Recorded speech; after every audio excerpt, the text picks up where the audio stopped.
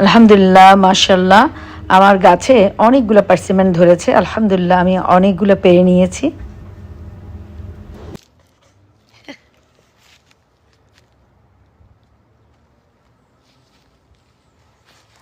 আমি যদি এখন এরকম করে ধরতে গিয়ে ঢং করতে গিয়ে যদি পড়ে যায়,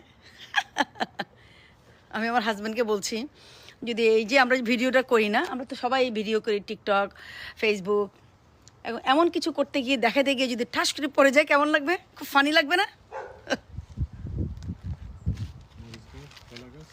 এই নাও জান। এই ফলটা আমার অনেক অনেক প্রিয় একটা ফল। আল্লাহ তাআলা এক একটা ফ্রুটসের এক এক রকম স্বাদ দিয়ে দিয়েছে, তাই না?